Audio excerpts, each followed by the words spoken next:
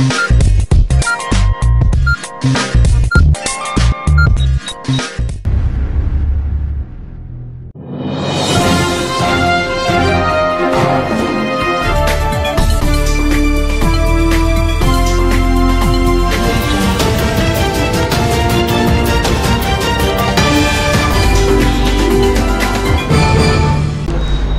अर्ज़ है ADN Urdu news में आपका खैर मकदम। नाजरीन, मैं हूँ शेख आयशा जिलानी।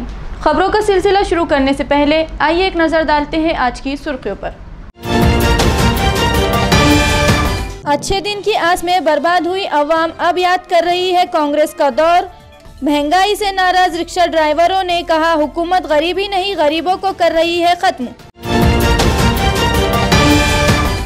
भाव बीज के साथ आज खत्म हुआ दिवाली का त्यौहार और 3 साल से फरार उम्र कैद का कैदी हुआ गिरफ्तार। अब खबरें तफसील से।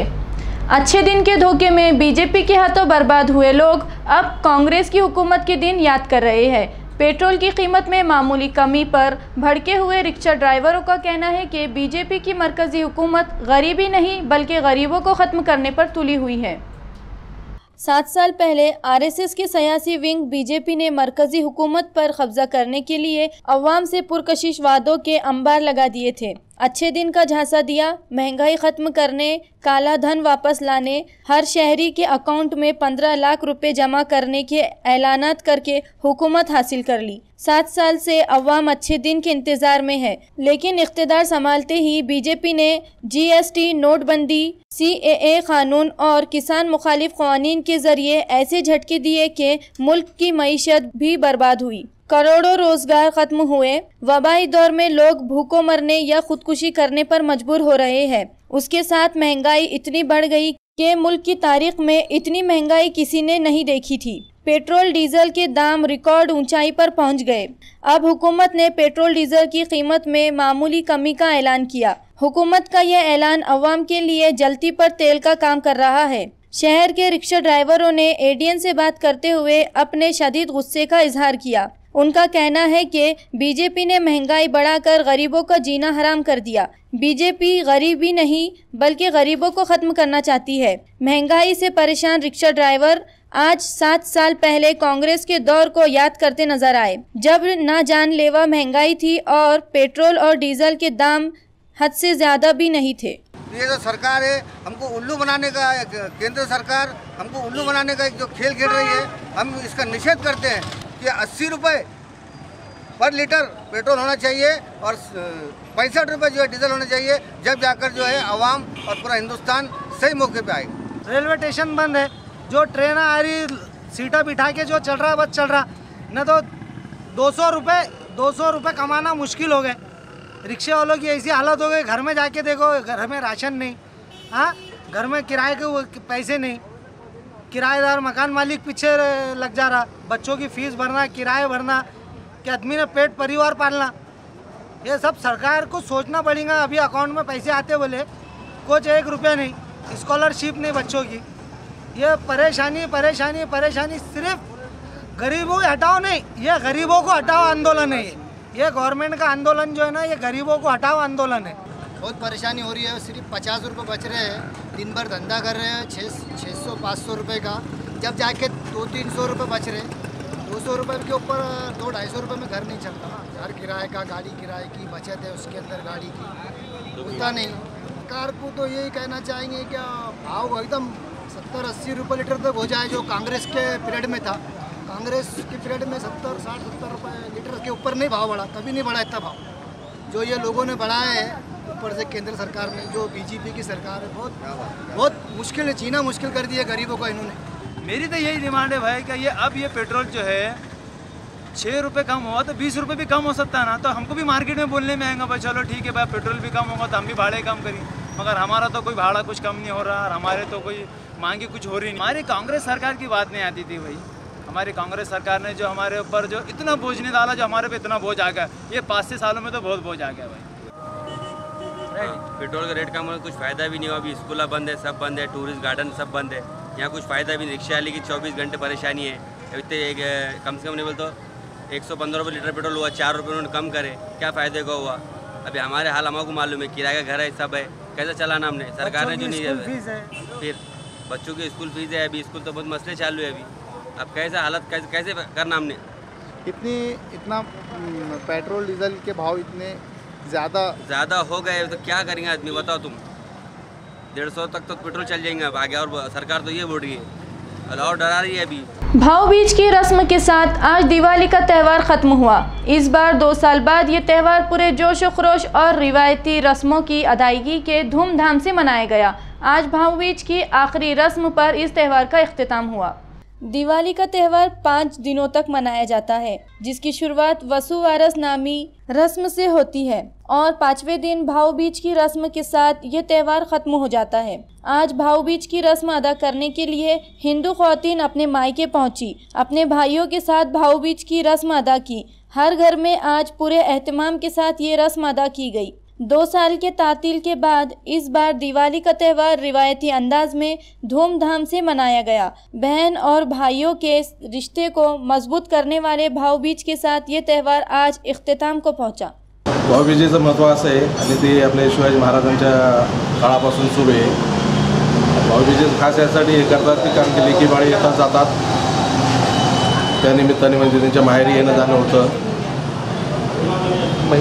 बहीण भावासाठी, नाही तर भाऊ बहिणीचं बहिणीला भेटायला जातो, तेव्हापासून ते महत्त्व आहे। दिवाळी आपले स्वतःच्या घरी साजरी करतात, नंतर मग ते बाकीचं मग माहेरी जाऊन वोटर लिस्ट की तैयारी के लिए ज़िला इंतज़ामिया व म्यूनसिपल इंतज़ामिया की जानिब से हर वार्ड में काम जारी है। हरसुल वार्ड नंबर 1 में मुकामी लीडरों और कारकुनों की दिलचस्पी की वजह से ज़ोर और शोर से किया जा रहा है। कारपोरेशन और ज़िला परिषद इलेक्शन के लिए इलेक्शन कमीशन ने ज़िला रिटर्निंग ऑफिसर को वोटर लिस्ट तैयार करने की हिदायत की थी, जिस पर ज़िला रिटर्निंग ऑफिसर ने शहर व ज़िले में 1 नवंबर से वोटर लिस्ट तैयार करने और 18 साल उम्र वाले नौजवानों का नाम वोटर लिस्ट में दाखिल करने के लिए महल्ला और गांव की सतह पर काम शुरू किया गया। शहर में ये काम कारपोरेशन का अमला अंजाम दे रहा है। इसके लिए हर वार्ड में अमला तैनात किया गया, जो पोलिंग बूथ से अपना काम चला रहा है। हरसुल वार्ड में मुकामी कांग्रेसी लीडर यूनुस पटेल और उनकी टीम की निगरानी और ताउन से नए वोटर्स के नाम दर्ज करने का काम जारी है। यूनुस पटेल और उनकी टीम हर घर जाकर वोटरों के नाम और जिन वोटर्स या नौजवानों के नाम लिस्ट में नहीं है, उनके नाम दर्ज करने के लिए पूरा ताउन दे रहे हैं, जिसकी वजह से हरसुल में नए वोटर्स के इंदराज का काम काफ़ी तेज़ी से चल रहा है। निवडणूक आयोग महाराष्ट्र शासन के ओर से ऐसा प्रोग्राम डिक्लेयर हुआ है कि भाई जो लड़का लड़की जो जिसका नाम यादी में नहीं है और जिसकी उम्र 18 साल की हो चुकी है, ऐसे लोगों का नाम डालने का प्रोग्राम महाराष्ट्र आयोग शासन की ओर से आया है। तो हमने इसकी आज से तैयारी चालू की है। हम जो है आज से हमारा पहला दिन है, हमने यासीन नगर से काम चालू किया और हरसुल वार्ड में हम जो है 4 दिन का हमने कैंप रखा है। हम खुद मैं और फारूक भाई लोगों के घर तक जा रहे हैं। भाई आपका वोट है तो कोई बात नहीं, अगर नहीं है तो डाल के लो।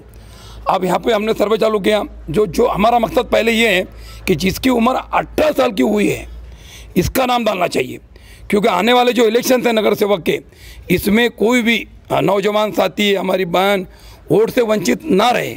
हमारा एक ही मकसद है कि इन्होंने भाई वोट मारना अपना अधिकार है, वोट मारना अधिकार है। फिर टाइम पे क्या जब इलेक्शन आते हैं लोग बोलते हैं हमारा वोट नहीं है, तो इसलिए हमने अभी से तैयारी चालू की है। हमारा एक ही मकसद है वार्ड में कि सबका नाम वोट लिस्ट में आना चाहिए और आने वाले इलेक्शन में इन्होंने वोट करना चाहिए और वोट मारना अपना अधिकार है। इसलिए हमने सर्वे चालू किया है।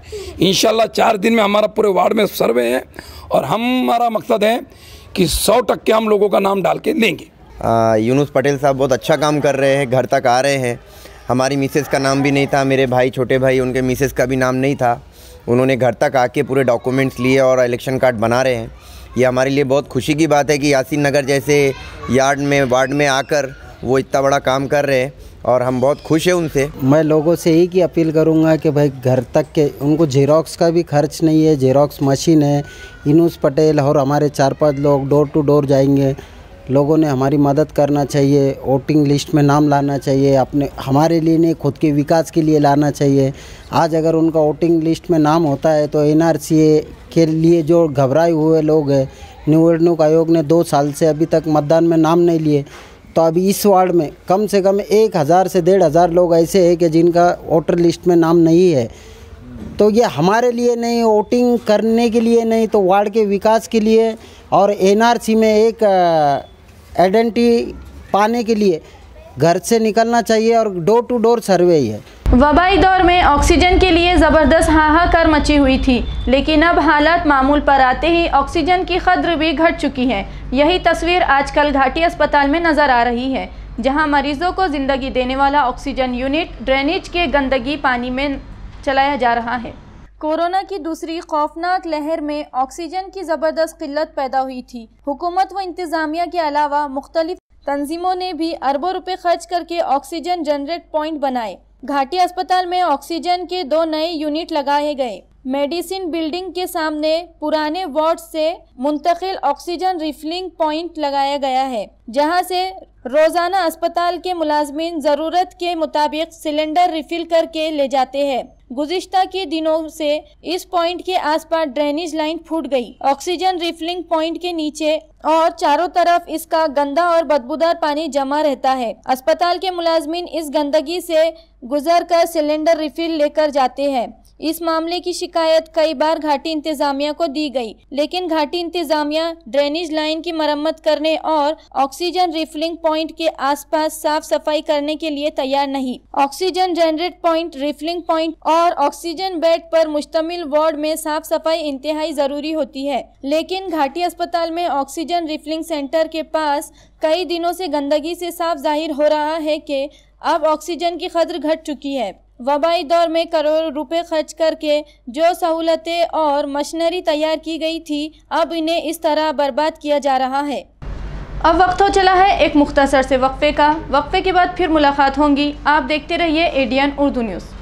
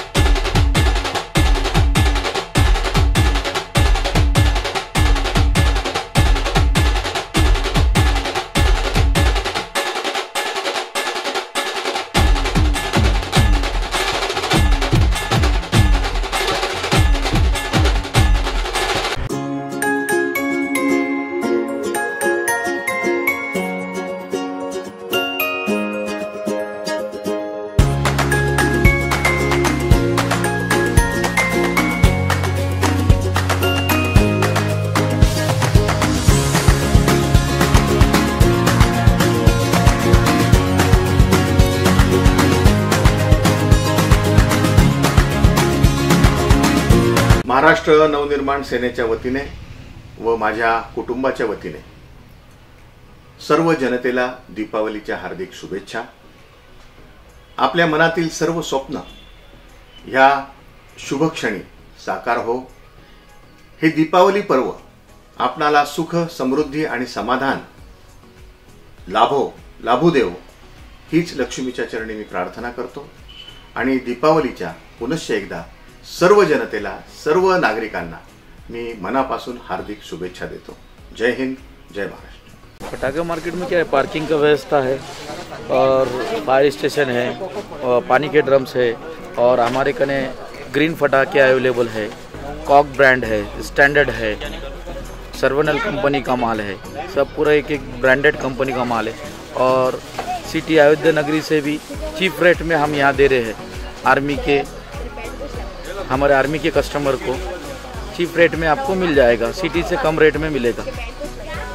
और सभी वैरायटी की पटाखे मिल जाएंगे, गन्स मिल जाएंगी, बंदूकें मिल जाएगी, लड़ है और उसके बाद अनार, 7 शॉट्स, 12 स्टार, 12 कलर, पेंटा स्काय शॉट्स वगैरह सब अवेलेबल है। दिवाळीची सर्वांना शुभेच्छा।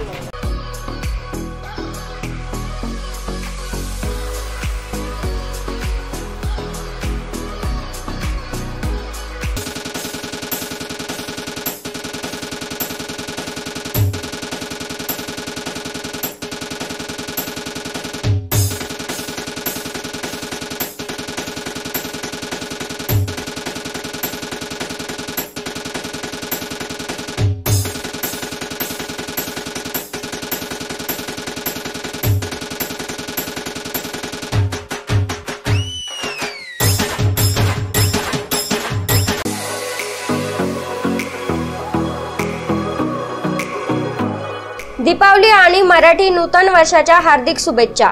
युवकांचे हृदय सम्राट विनोद पाटील, अध्यक्ष RR पाटील फाउंडेशन, शुभेच्छुक विनोद पाटील मित्रमंडळ औरंगाबाद।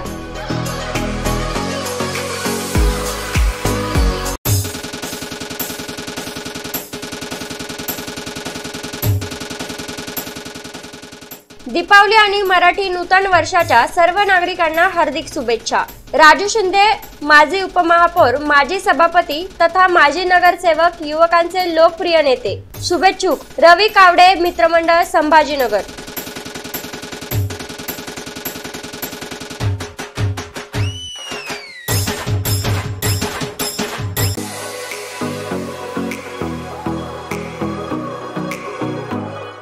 औरंगाबाद शहर में 50 सालों से ग्राहकों की सेवा में वाजबी दाम, तत्पर सेवा, MRP डिस्काउंट, विश्वास का खजाना, Sartaj Kirana shop, Sartaj trading company, Chilipura, Aurangabad. एक बार जरूर पधारें या सामान की लिस्ट भेजें, फ्री होम डिलीवरी लें। Book your order at mobile number 9823093264। हमारी विशेषताएं: स्पेशल राइस, स्पेशल मसाले, पेंड खजूर, ड्राई फ्रूट्स, ग्रोसरी और सभी जरूरी चीजें पाइए यहाँ एक ही छत के नीचे। सरताज Kirana shop, Sartaj trading company, आपकी सेवा में हरदम हर वक्त।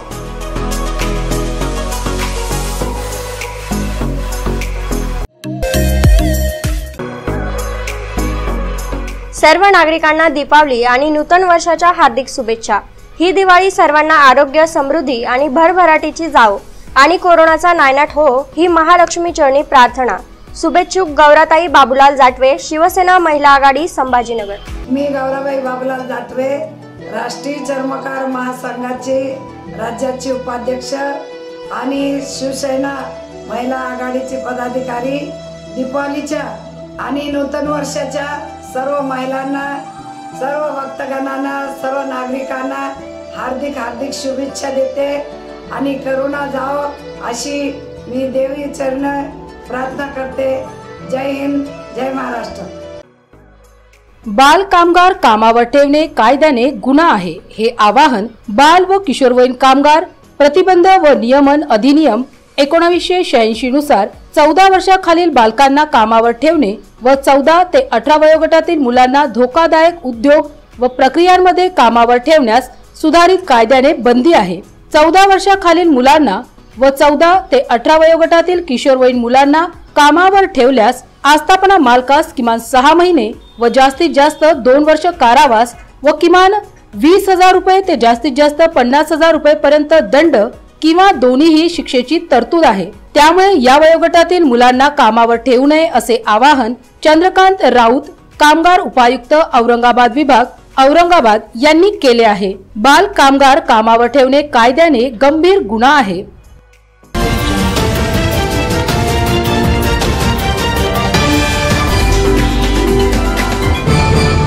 वक्फे के बाद आपका दोबारा इस्तेकबाल। पेरोल के बहाने जेल से फरार एक खतरनाक कैदी 3 साल बाद पकड़ा गया। 12 साल पहले RTO ऑफिस में दिन दहाड़े चीफ अकाउंट ऑफिसर को गोलियां मारकर कत्ल करने के सनसनीखेज जुर्म में इसे उम्र कैद की सजा हुई थी।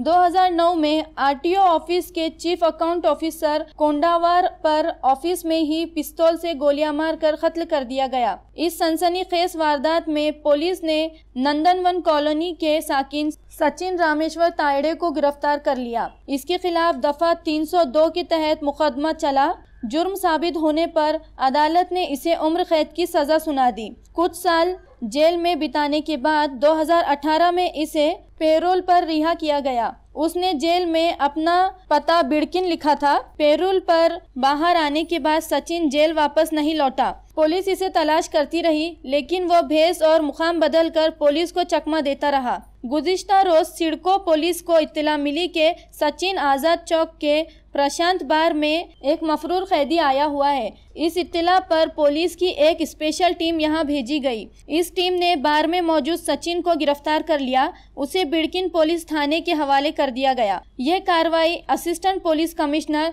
सुरेश वानखेड़े, इंस्पेक्टर संभाजी पवार की रहनुमाई में assistant inspector Dnyaneshwar Aughad, ASI Dinesh Ban, head constable Subhash Shivade, Ganesh Nagare और विशाल सोनोने ने अंजाम दी।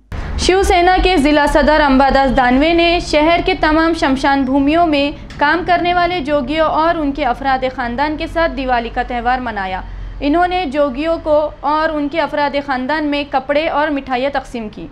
इस दिवाली पर शिवसेना की जानिब से परचम दिवाली मुहिम के तहत मुख्तलिफ प्रोग्राम चलाए जा रहे हैं, जिसमें शिवसेना के कायदीन गरीब और ज़रूरतमंद शहरियान के साथ दिवाली की खुशियां बांट रहे हैं। इसी के तहत जिला सदर अंबादास दानवे ने शमशान भूमि में काम करने वाले जोगियों के साथ दिवाली मनाई। दानवे ने शहर के मुख्तलिफ इलाकों में वाक़े शमशान भूमि में अपने कारकुनान के साथ पहुँचे। जोगियों और उनके अफराद ख़ानदान को कपड़ों और मिठाइयों का तोहफा दिया और उनके साथ वक्त गुजारा। इस मौके पर उनके हमरा प्राजक्ता राजपूत, किरण शर्मा, समिता जोशी, कौतिया पाटिल, बकीला राजपूत, शारदा रावत, विष्णुनाथ राजपूत, संदीप आंधड़े, लकी तिलंग और बलराम राजपूत वगैरह मौजूद थे। प्राजक्ता राजपूत ने ADN से बात करते हुए उस मुहिम की तफसील बयान की।